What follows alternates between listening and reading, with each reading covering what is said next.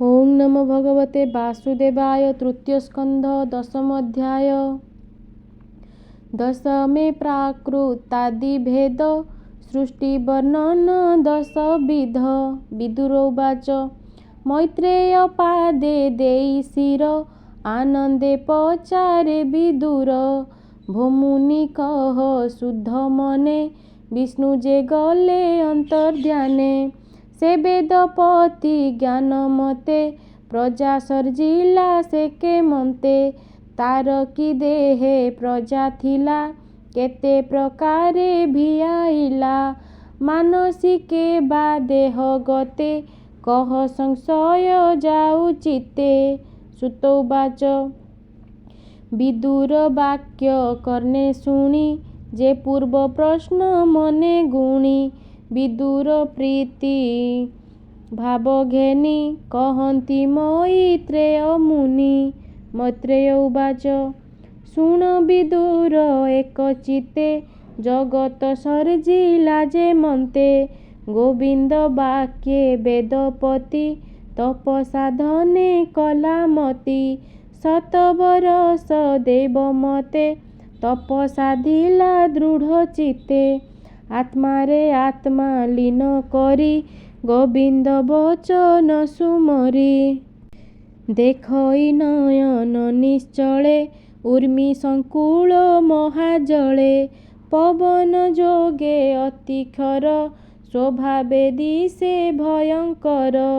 पद्म सहिते जल कंपे उर्मी संकुल अतिरेके।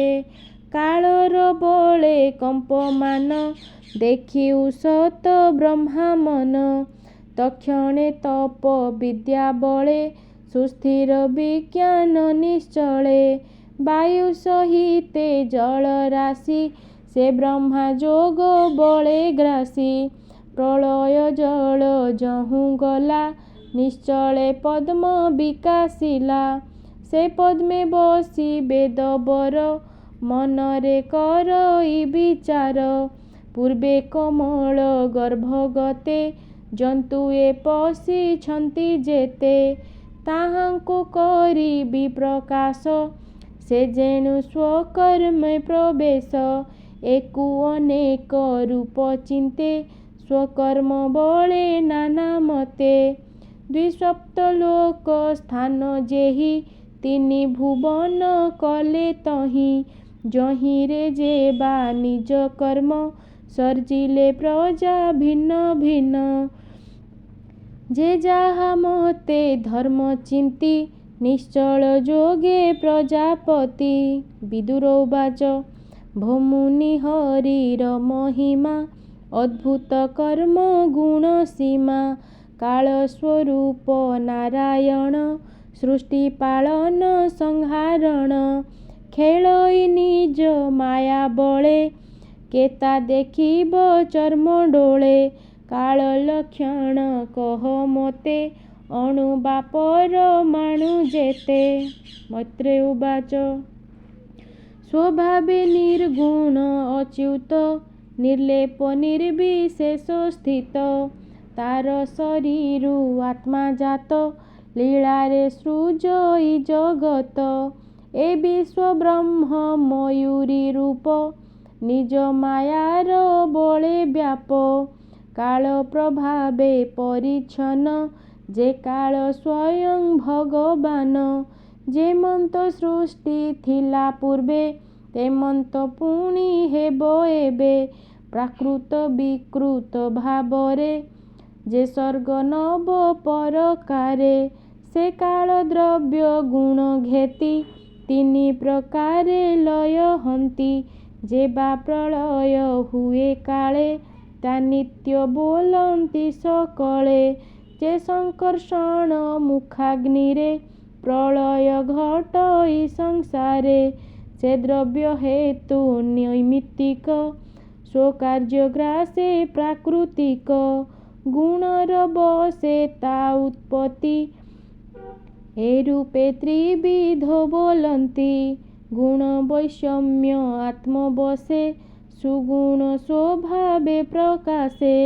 स्वगुण वैषम्य बसे स्वभावे तहु परकाशे महत तत्व आद्य चिंती प्रथम सर्ग उत्पत्ति द्वितीय अहंकार दय जे द्रव्य ज्ञान क्रियाश्रय तृतीय भूत सर्ग होए से मात्रा दिव्य शक्ति बहे चतुर्थे इंद्रियंक जन्म जे ज्ञान क्रियात्मक नाम इंद्रिय रक्षक देवगण आबर पंचमरे मन षष्ठरे तामस जे होए अविद्या महाशक्ति बहे एषट प्रकृति गोचर विकृति सुन हे विदुर ए सृष्टि जात रजगुणे हरिर लीला ए प्रमाणे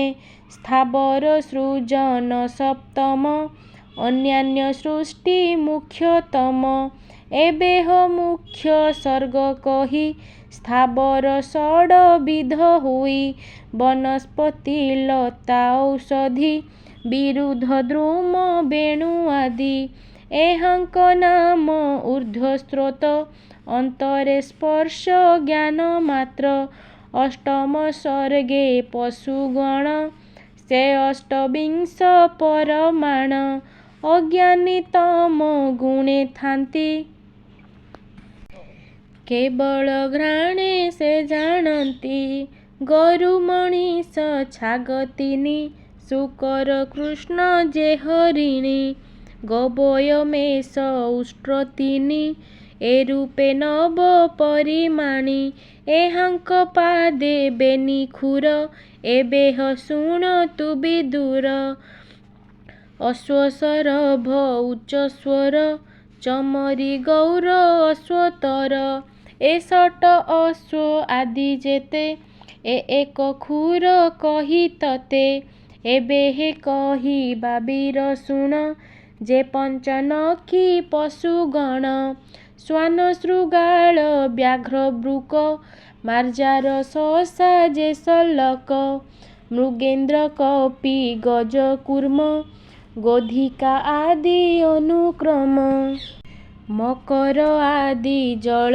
जीवे भावे कहिबा शुण एबे जे कंकसा गुणा संचाण भास उल्लक बरहीण हंस सारस चक्रबाक उल्लक आदि चिलकाक एबे नवम सर्ग कही विदुर शुण मन देई मनुष्य एक विध हंती जे दुख सुख प्राय चिंती रज अधिक कर्म पर विकृत ए तीनि प्रकार एबे अपर कहूँ तते उभय मध्य सृष्टि जेते कुमार सर्ग जे बोलाई उभय मते देह बही देवंक सृष्टि अष्टविध पितर असुर विबुध गंधर्व अपसरा सिद्ध चारण यक्ष रख भेद भूत पिशाच प्रेतगण किन्नर विद्याधर पुण ए अष्टविध उत्पत्ति स्वभावे देवता बोलांती ए दश सर्ग हे विदुर क्रमे सर्जिला वेद बर एबे कहिबा कुरुबीर जे वंश मनु मन्वंतर हेमंते रज गुणे मिशी